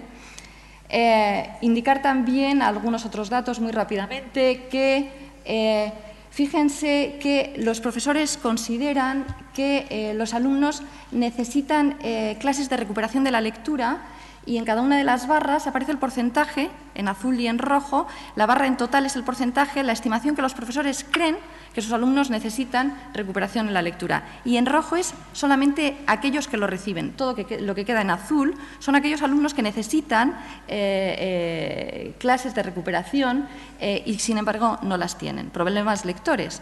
Y conviene insistir en que los problemas lectores, de comprensión lectora, son problemas de aprendizaje.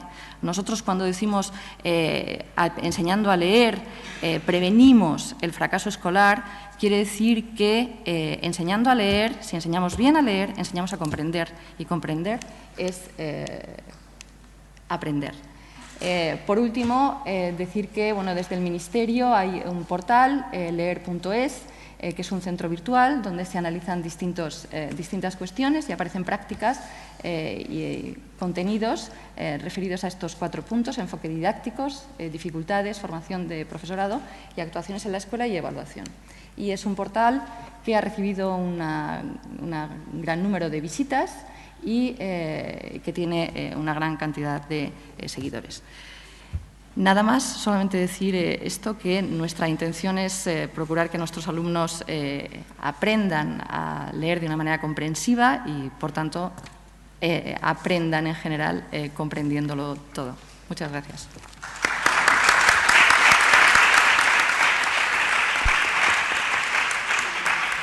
Muchas gracias. Tenemos más 10 a 15 minutos para uma conversa.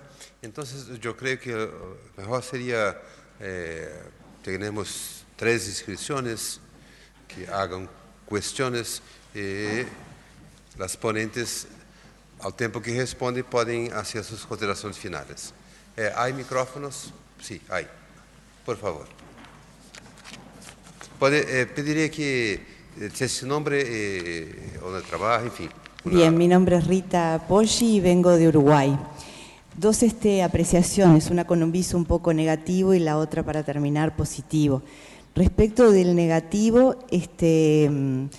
pienso que tenemos que tomar absoluta conciencia del problema. Mirta decía del fracaso de la institución, que el problema pasado del fracaso del niño, el fracaso de la institución, y yo creo que de esto tenemos que tomar conciencia, porque más allá de los problemas de diferencia social, como planteaba, en Uruguay, por ejemplo, tenemos este tema, alumnos que han ido a colegios muy prestigiosos, privados, que acceden después a un bachillerato o a la universidad, son esos buenos bachilleratos que tienen cursos de redacción para que puedan cursar el bachillerato en buenas condiciones. Y hay universidades privadas también muy buenas que entienden que después de casi 18 años que los niños pasaron por la escolarización obligatoria, tienen que volver a poner cursos de redacción porque los alumnos no pueden enfrentar la enseñanza universitaria. O sea que estamos frente a un fracaso del sistema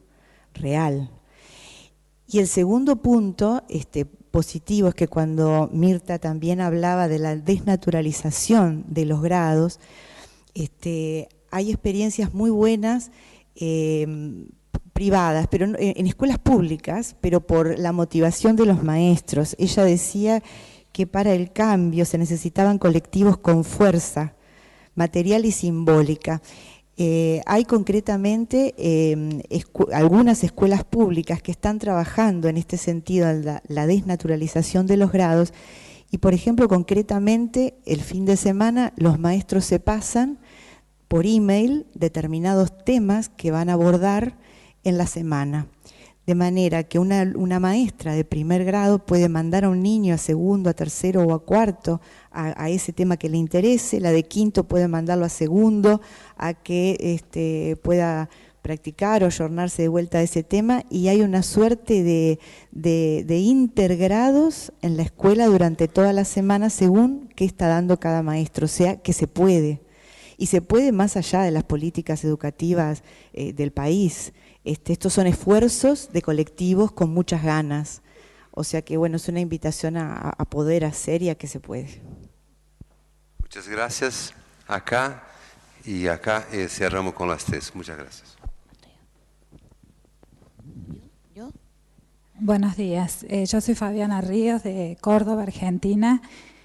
Y bueno, una inquietud para Teresa o Mirta. He visto mucho en las fotografías y en lo que ustedes exponen esto del docente lector, el que lee junto con sus alumnos, el que comparte prácticas de lectura, pero veo pocas situaciones en las que los docentes comparten las prácticas de escritura, es decir, un maestro que escriba junto con sus alumnos. Por ejemplo, creo que Teresa hablaba que una de las tareas de lectura era que los chicos escribieran su crítica o un ensayo, bueno, no recuerdo bien, sobre lo que habían leído. El docente se pone en esa situación de escritura también, es decir, se enfrenta a los mismos problemas que los alumnos de leer, de escribir, reescribir, tachar, hacer sus borradores, poner su puesta en texto junto con el grupo clase. Me parece que también es una forma de modelar la escritura cuando el docente se pone en esa situación de escritor. Bueno, mi pregunta es, ¿se observa en las clases un maestro que escribe? Porque observo maestros que leen, pero maestros que escriben lo mismo que sus alumnos. Bueno, es una observación muy interesante porque efectivamente no va igual y no está tan extendida la práctica de implicarse en los momentos de escritura, pero tiene sus razones. O sea, estamos hablando de alfabetización inicial. Es mucho más claro que los niños entiendan que el maestro está disfrutando con los cuentos, porque además los van a comentar y a reír juntos y a sufrir juntos, que no cuando ellos están escribiendo a un nivel que saben que es radicalmente distinto del nivel de escritura del maestro. Entonces, seguramente se podrían buscar formas de una implicación más cercana, pero normalmente las situaciones de escritura implicadas son escrituras de ayuda, de construimos juntos, no tanto de todos escribimos, yo también escribo. El ejemplo que yo he puesto de que los niños escriben su opinión, no un ensayo, son niños de 7 años, ¿no? Lo que tienen que mejorar es ese, me gusta porque es de aventuras. Claro, que la maestra escribiera su opinión del libro, o la maestra tiene que fingir realmente una opinión absolutamente escueta, o no es al mismo nivel, aunque seguramente se puede explorar más esta situación más paralela, en la que la verdad es que no había reflexionado mucho, porque la diferencia entre el acceso de la lectura y todos podemos leer, y a lo mejor yo leo un libro pues más grueso que tú, pero da igual, todos leemos. En cambio, escribir, si el escribir se tiene que leer después, la escritura del maestro y de los niños es tan disímil que, bueno, habría que buscar alguna manera, pero seguramente sería interesante. Sí, yo no he participado, no se me ocurre en este momento actividades que hayamos puesto pensando en esa línea. Gracias.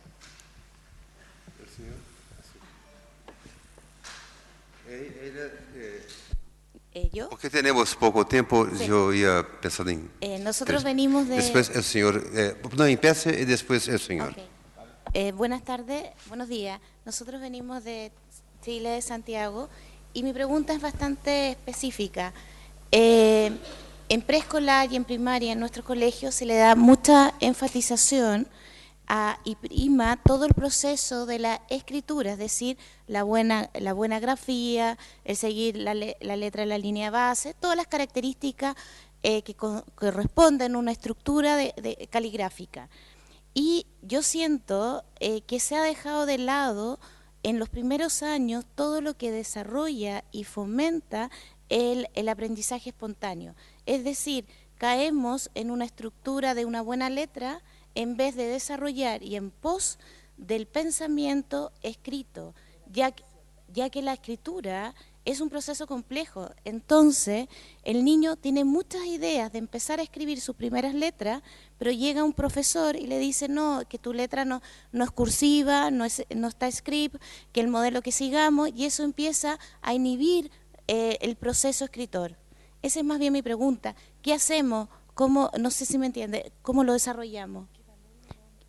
Yo pediría que siguiésemos las instrucciones para que la mesa se pronuncie al final de todo por cada de la hora, ¿sí?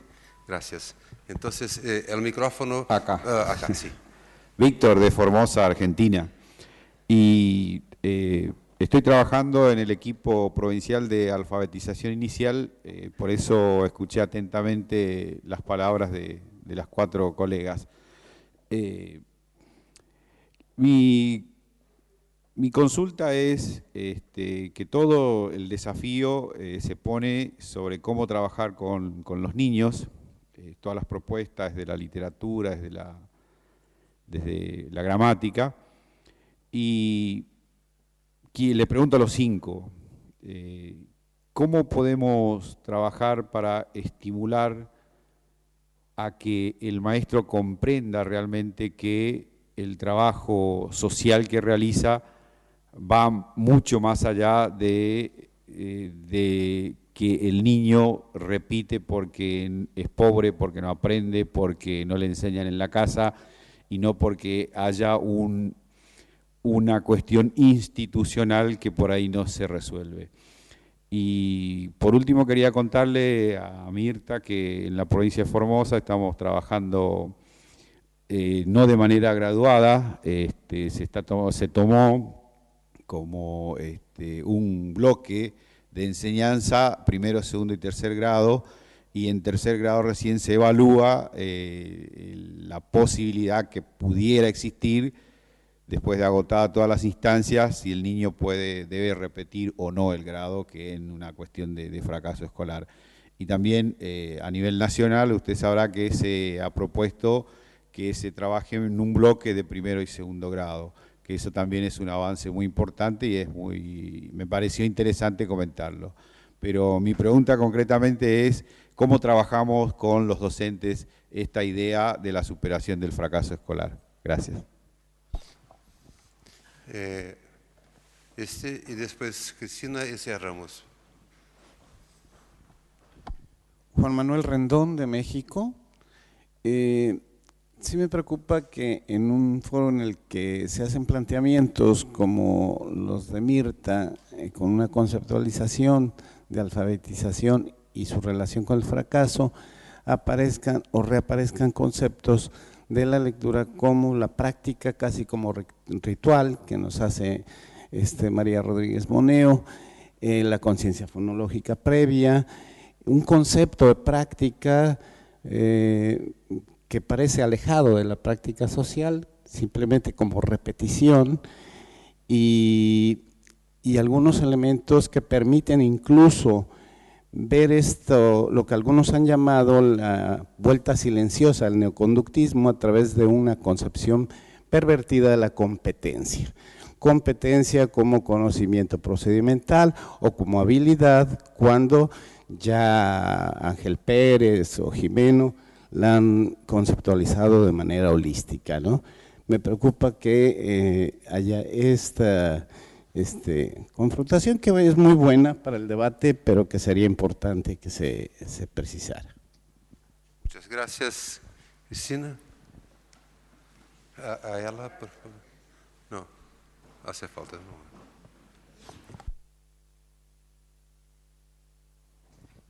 Me alegra el aporte del colega mexicano. Coincido plenamente. La primera cuestión que yo quería plantear a la mesa era que realmente me sorprendía que después de tantos años de discutir y de analizar y de preocuparnos y de pelear, y creo que podemos hablar de Emilia, podemos hablar de Berta Braslavsky, podemos hablar de Paulo Freire, donde leer y escribir significaba apropiarse de su propia palabra y poder comunicarla y apropiarse de la palabra del otro y también compartirla, que hoy estemos hablando de prácticas y prácticas lectoras, es decir, en una práctica absolutamente, por lo menos lo que entendimos, colega, absolutamente mecánica, y entender a la lectura como algo separado de la comprensión.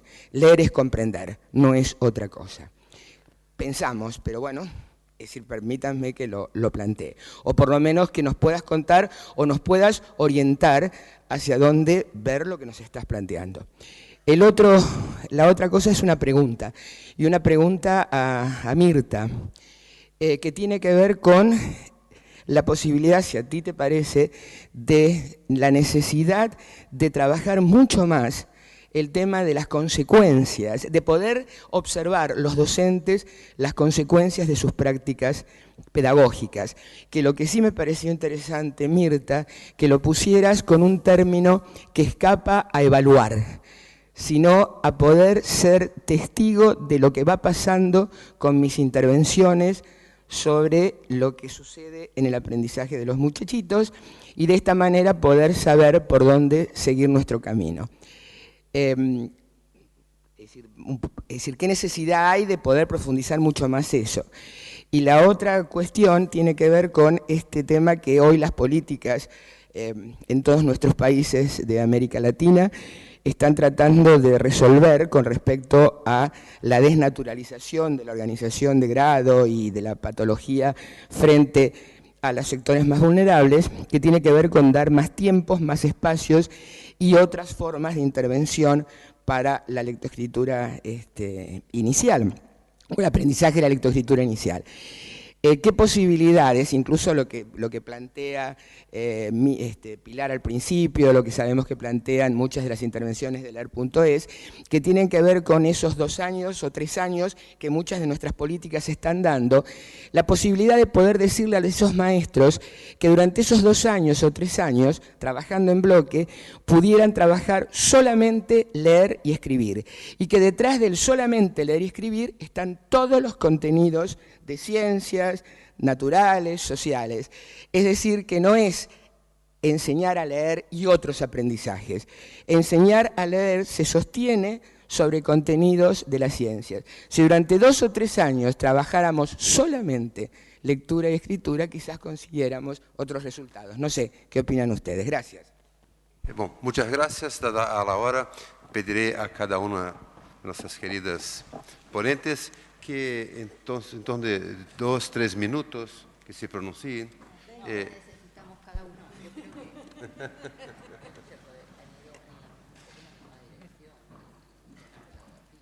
Una práctica, ¿no? Sí. ¿Hago algunas consideraciones? Sí, a mí me gusta. ¿Empiezas tú? Estamos arreglando. Sí, tendrá que hablar. Bueno, ¿empiezo yo entonces? Bien. Vamos a ver, quizá por la limitación del tiempo se han producido algunas interpretaciones, algunas inferencias, ¿no? Sobre las cosas que hemos dicho y en concreto sobre las que he comentado yo. que me alegra por una parte que se genere, en fin, que se genere una discusión al respecto, porque siempre de la reflexión, pues, en fin, uno aprende nuevas cosas y son enriquecedoras las reflexiones y las polémicas en estos puntos, pero me gustaría clarificar algunas cuestiones. Que, como digo, quizá no han quedado claras por cuestión de tiempo. Vamos a ver, yo he empezado diciendo que leer es comprender, es incluso más que eso, porque la competencia lectora es más que comprender, es usar textos, etcétera, etcétera. Pero, desde luego, leer es comprender. Y comprender es aprender también. Así que esto es la premisa fundamental. Nosotros enseñamos a leer para que los alumnos comprendan y además estamos aprendiendo a leer a lo largo de toda nuestra vida y siempre con la intención de comprender nuevas modalidades textuales, con nuevos propósitos, etcétera, etcétera. Y, al mismo tiempo, sería interesante que se aprendiese comprendiendo. En esta dirección no es en absoluto un planteamiento mecanicista, conductista, sino que está cargado de significado. Entonces, esto por una parte. Por otro lado, claro, cuando nosotros estamos aprendiendo a leer, leer es un procedimiento y los procedimientos solo se aprenden a través del ejercicio, a través del uso del conocimiento. Quizá la palabra práctica no nos guste, pues entonces pongamos otra palabra, pero los procedimientos se aprenden haciendo. Entonces, si en lugar de práctica ponemos hacer esto, hacer lo otro, si lo prefieren, hablamos de hacer, pero lo que se ha dicho aquí en las distintas intervenciones, se han mostrado distintas prácticas de lectura. Distintas prácticas de lectura. La práctica no quiere decir que sea una práctica automatizada técnica. La práctica también es una práctica reflexiva, de comprensión. Pero, como digo, un procedimiento no se aprende en ausencia de su uso. Y su uso, si quieren, les llamamos práctica, le llamamos ejercitación, le llamamos lo que a ustedes les parezca, pero es así, es el uso, es como se aprende a hacer. Aprender a hacer se aprende haciendo y leer es eso. Ahora, como leer es comprender, es más que eso. Así que nosotros, cuando leemos, tenemos que relacionar lo que leemos para comprender con nuestra estructura de conocimiento, con lo que sabemos acerca de aquel ámbito en el que estamos leyendo. Y es ahí donde el proceso de lectura adquiere significado y adquiere comprensión. Pero para que eso sea posible, tenemos que haber ejercitado la actividad lectora, incluso también la actividad de relacionar, y por eso los profesores tenemos que ayudar haciendo ejercicios. Si no quieren que diga práctica, pues haciendo ejercicios de vinculación en el que el alumno se encuentre activamente implicado y relacionando lo que sabe, su estructura de conocimiento, con todo lo que está leyendo, yendo más allá del texto, haciendo inferencias. Marta me dio los buenos días. ¿Y qué hizo Marta? ¿Te regaló buenos días? ¿Qué es que te los dio? ¿Que los días se dan y se toman? Todo eso es una actividad de comprensión. Finalmente uno sabe que buenos días pues, no es el valor literal. O cuando la mamá le dijo, cómete el plato de comida, el niño finalmente sabe que no se tiene que comer el plato físicamente, sino la comida que está sobre el plato. Entonces es un proceso de comprensión, pero que solamente tendrá lugar si ha habido una práctica que permite decodificar las palabras, etcétera. Incluso que una práctica que me permita establecer vínculos de lo que sé con lo que estoy leyendo, de control de mi propio aprendizaje, de mi propia comprensión lectora, etcétera. Y la práctica, la ejercitación, el uso del conocimiento, va en esa dirección. En absoluto un planteamiento mecanicista o conductista. Nada más alejado de la realidad y de lo que sabemos en este momento en torno a cómo se aprenden las cosas. Pero en las competencias hay un cuerpo de conocimiento de base conceptual, hay habilidades y también hay actitudes y valores. Y entonces tenemos que trabajar sobre esos asuntos y las cuestiones de las habilidades, del uso del conocimiento procedimental, se aprenden de este modo. No sé si ha quedado suficientemente claro, pero no me quiero extender demasiado. En todo caso, tendremos oportunidad para... Muchas gracias. Bueno, Pidió Pilar. Estas polémicas, estas discusiones, la verdad es que me traen a la memoria tantas cosas y en muchos de nosotros supongo que también. Bueno, solo quisiera decir que no es que sea interesante que se aprenda conjuntamente a comprender. La investigación educativa en los últimos más de 30 años es contundente y a ella me remito. Solo decir que el proceso de lectura y escritura es un proceso cognitivo, es un proceso de pensamiento y va asociado muy tangencialmente y muy superficialmente al proceso motriz, que es sin duda necesario, pero no es ni lo relevante, ni lo importante, ni el punto de atención.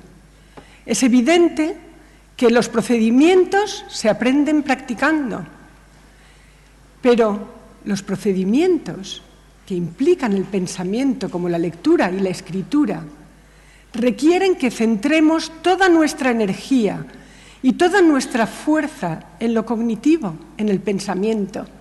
Porque si no, un niño con dificultades motóricas nunca podría aprender a leer y a escribir.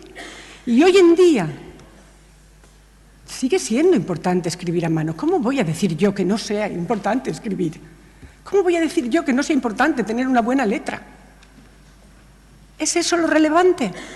Lo relevante es el proceso de pensamiento que implica la lectura y la escritura. Eso es lo relevante. Y a eso es a lo que hemos de poner toda la carne en el asador. En eso. Y lo otro practicaremos, pues claro que practicaremos. Y volveremos del texto a la palabra para analizar cómo se componen, dónde están, cuál es más grande, más pequeña, qué función tiene, si la C va antes o después.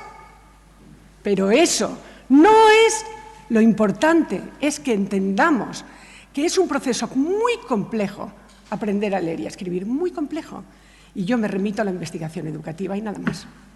Gracias. Muchas gracias. Mirta, por favor. Sí, yo no sé a cuál atender de todas. No sé a cuál de las cuestiones atender de todas.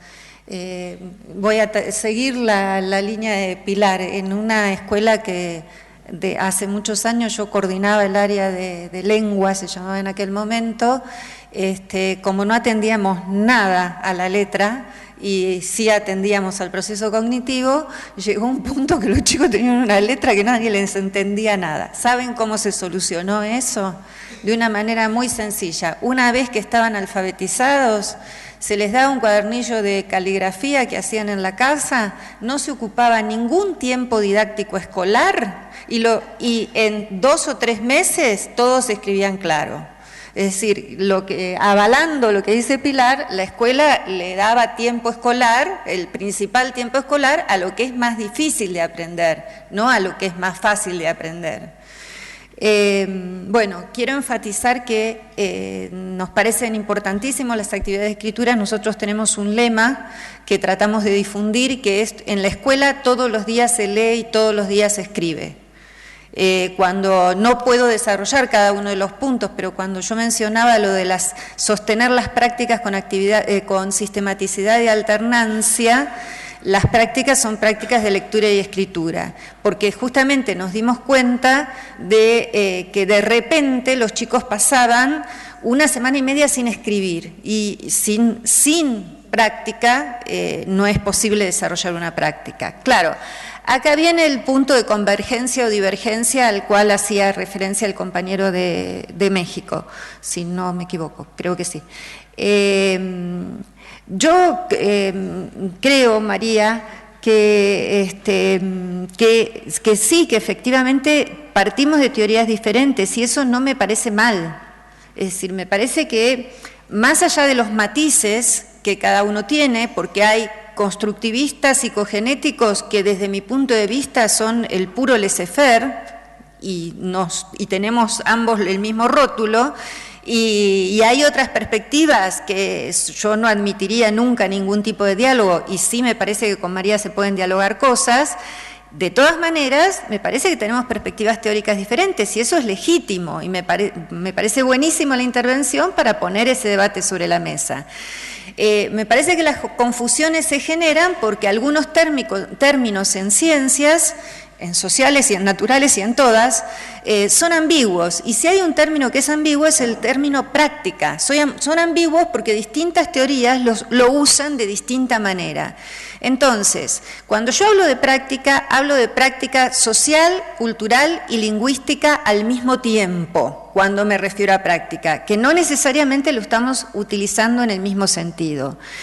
Y también hago una distinción desde el punto de vista psicológico, entre ejercicio y problema. Yo no creo que los niños necesiten realizar ejercicios, sino resolver problemas. La diferencia que hago entre ejercicio y problema es que en el ejercicio yo vuelvo a usar algo que ya sé. En el problema yo utilizo algo que sé para elaborar una nueva respuesta que no conocía a priori de su resolución.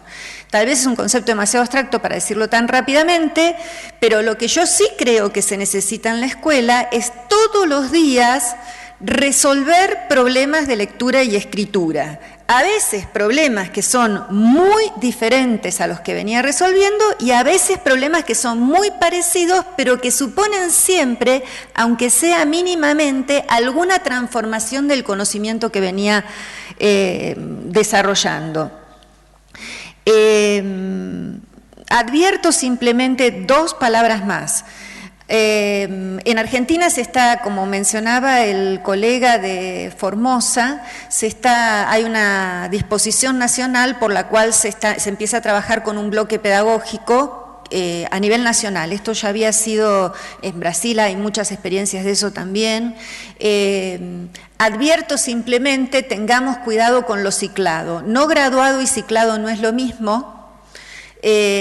Y las políticas cicladas requieren, acá engancho con lo de Cristina, requieren de una observación constante. No digo, o sea, no estoy en contra, todo lo contrario, estoy a favor, pero siempre y cuando ciclado no signifique que evaluamos al terminar el ciclo y que mientras no pasó nada, porque corremos serios riesgos. Engancho con lo que mencionaba Cristina, porque justamente una de las cosas que me parecen fundamentales es esta evaluación permanente del docente, que para mí la evaluación del docente, a diferencia de la evaluación de Estado, que es otra cosa y que tiene otra legitimidad, la evaluación del docente es observar las consecuencias de la enseñanza permanentemente. Observar si todos van avanzando desde los lugares donde fueron partiendo y hacia donde fueron llegando. Es muy común encontrarse en octubre con que me di cuenta que tengo más de la mitad de presilábicos. Voy a decirlo rápido, creo que todo el mundo me entiende. No puedo tener en octubre más de la mitad de presilábicos, porque enseñé mal si hice eso. Es así de simple, no hay vuelta. Puedo tener 1 o 2 que son niños que necesitan alguna atención especial. Pero si en octubre tengo más de la mitad de presilábicos en primer grado, es porque mi enseñanza en abril tendría que haber sido diferente. Octubre en Argentina, sí, perdón. Me olvidé que estaba del otro lado. Octubre es después de las vacaciones de invierno en el hemisferio sur. Si después de las vacaciones de invierno tengo más de la mitad de presilábicos, tengo que hacerme cargo de que no ahí tengo que cambiar la enseñanza. En abril tendría que haber estado cambiando la enseñanza. Porque no puede ser que se tarda menos de un mes en que los chicos adquieran repertorio de letras, cualquiera sea el origen social, porque es una de las cosas más fáciles de enseñar. Entonces no puede ser que después de 3 meses de enseñanza no haya repertorio de marcas. Es decir, a eso me refiero con evaluar permanentemente. Última palabra, el tema de la formación docente es política de Estado. Es decir, no hay manera de resolverlo si no es con políticas de Estado. Los docentes, igual que los niños no son responsables de su fracaso, los docentes no son los responsables del fracaso de la escuela. Y no es solamente la formación docente la responsable del fracaso de la escuela. Vamos a cerrar. Daré la palabra a María. ¿Teresa, quieres hablar? No. María habla 2 minutos y cerramos. La voluntad es tomar café y volver, pero... La verdad es que esta discusión es apasionante, a mí me interesa, ¿no? y creo que está muy bien que se produzca. Solamente hacer algunas consideraciones breves, ¿no? Intentando clarificar algunas cuestiones. No sé si tenemos perspectivas teóricas diferentes o no, pero el constructivismo social, ¿no? Que se desarrolla sobre todo a partir de los años 80, que yo creo que ahora en este momento se está aplicando en las escuelas, en fin, la construcción a partir de la interacción social, yo la contemplo plenamente y creo que en las actividades, en las prácticas que se proponen en los contextos educativos, en general procuramos que se tengan en cuenta. Ahora, este planteamiento de constructivismo sociocultural no es incompatible con el proceso de construcción individual que hacía alusión en la psicología cognitiva. Es decir, no estamos en la discusión que se producía hace tiempo de cognitivismo incompatible con el sujeto. Si analizamos el sujeto, entonces no analizamos el contexto, y si analizamos el contexto, entonces no analizamos el sujeto. Esa discusión yo creo que ya no se contempla. En este momento estamos en el sujeto en el contexto, y el análisis del proceso de aprendizaje y el proceso de construcción es una construcción del sujeto que tiene en cuenta cómo construye el sujeto y cómo se construye el sujeto dentro del contexto en las múltiples interacciones. Entonces, nosotros estamos en yo particularmente y en el instituto básicamente en esta dirección. Y luego, por último, insistir en una cuestión, problema y ejercicio. Efectivamente, yo analizaba antes la diferencia entre un conocimiento más técnico, que sería más equivalente a lo que es el ejercicio, que es llegar a una meta de una manera más automática, ¿verdad? Y problema, que es, partiendo de una situación inicial, llegar a una meta haciendo cosas también de una manera como más reflexiva, ¿no? Eso sería más estratégico. Obviamente, cuando leemos, no solamente desarrollamos cuestiones de carácter automático, de decodificación, sino que también hacemos cosas mucho más complejas y desde el punto de vista cognitivo, de procesos cognitivos superiores, pero que también son haceres que no se ven. Nosotros 5 más 5, todos pensamos en 10, es una operación muy sencilla y estamos haciendo cosas aunque no se vea. Entonces, pensar es hacer. Hacer no solamente lo que es físicamente observable. Y cuando nosotros leemos, hacemos una gran cantidad de cosas muy complejas, más allá de las cosas elementales de la decodificación, que necesitamos ejercitarlas. Solamente esta aclaración. Muchas gracias. Bueno, muchas gracias a ustedes, a la mesa de tan buena calidad. Tengamos un buen día.